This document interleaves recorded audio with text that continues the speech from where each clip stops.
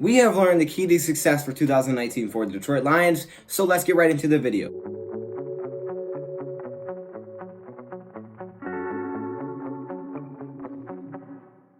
You guys may not believe me, but I'm 100% serious when I say this.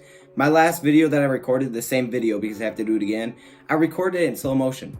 I don't even know how I could do that with my camera. How does my camera even record in slow motion? I was so confused. I was like, why does it look like that? I'm like, oh my goodness. This is the longest video ever. So you know what? We gotta do it again. But that's fine, okay? I think this is one I can do again. As long as I don't have to do it a third time, it'll be okay. But what we do know is that the Detroit Lions' keys to success, well, they have a few of them for 2019. There's a couple things that they definitely have to work on. And one of the things, as we know, is the turnover margin. We have to force some turnovers in 2019. We didn't we have to force some turnovers in 2019. In 2018, we didn't force nearly any turnovers, but in 2017, we did. It was a huge drop off from 2017 to 2018. And we can see it really in the record, 9-7 to 6-10. Now, that doesn't mean that everything goes on that turnover ratio, right? You play different schemes. You're playing with a different head coach and Matt Patricia, a different defensive coordinator. So things work out differently. But the fact is, we still didn't force a lot of turnovers. Now, what is the best way to force turnovers? Getting pressure, right? Getting pressure is a great way to force turnovers. So what did we do last year to get pressure? Well, last year what we did was we sent a lot of manual blitzers. Linebackers were getting in there all the time. Why did we send manual blitzers? That's another question you may ask. Because our defensive line couldn't really get pressure by itself. So what we would do is send our linebackers, guys like Jared Davis, the guys that racked up tons of sacks in 2018, and we were like, wow, this guy has a lot of sacks, he's really good. That's because we couldn't get pressure with just the defensive line. There's a reason we brought in a guy named Romeo Okwara who couldn't make the Giants team and led us in sacks because we couldn't get pressure on the defensive line, okay? It was a rough defensive line, and that's nothing against Romeo Okwara. He was great. He still will be great in 2019, but that just shows where our defensive line was really at.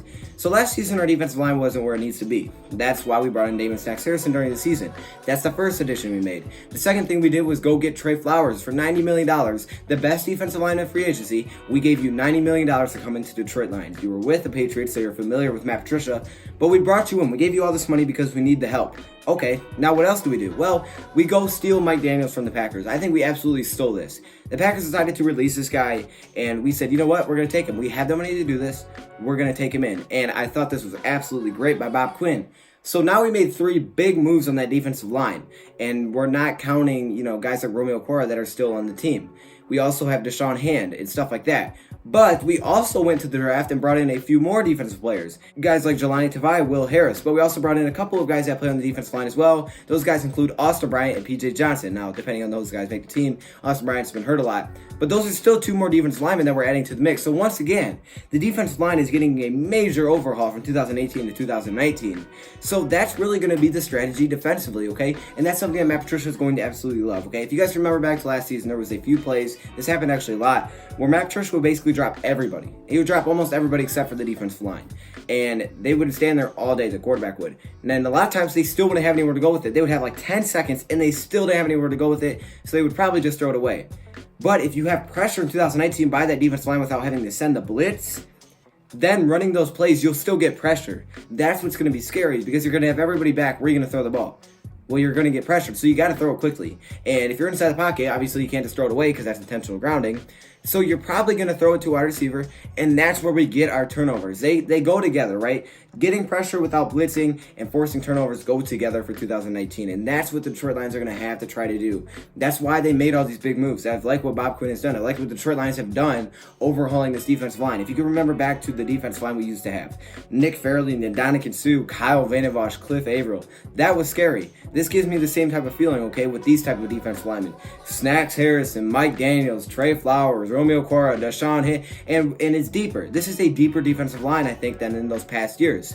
This is a really good team, and the Detroit Lions defensively can really live off that. It's just like the old saying, from the trenches out. It's how really Bob Quinn has tried to build this team. From the offensive side of the ball, same exact thing, right? You build from the offensive line out because the offensive line is the most important thing on offense other than the quarterback. If you don't have an offensive line, it doesn't matter if you have weapons, doesn't matter how good your tight ends are, how good your wide receivers are, how good your running backs are.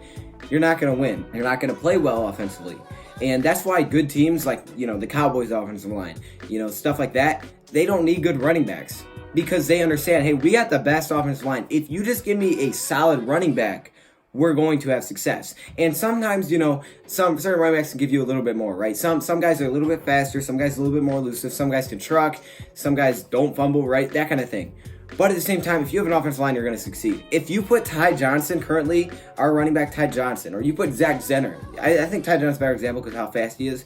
If you put him on the Cowboys, he'd be great because he's so fast and that offensive line can get you past the line of scrimmage. That's what it comes down to. You get him into the second level, he's gone. Same thing on the defense side of the ball. Defensive line, from the trenches out. We need to have that defensive line secure. That way everything after that is just, just playing regular defense. And we can still bring the blitz because you want to get there quicker than that. You want to get there 1-2, bang, sack. But at the same time, the ability to get pressure without the blitz is really one of the best goals you should have on the defensive side of the ball. And I like the Detroit Lions have took the initiative to overhaul the defensive side of the ball. So those are just my thoughts. Hey, let me know in the comments below if you guys like the thought of this weird clip hanging over my head and stuff like that. Anyways, hopefully you guys enjoyed. Thank you, Pride, for watching, and I'm out.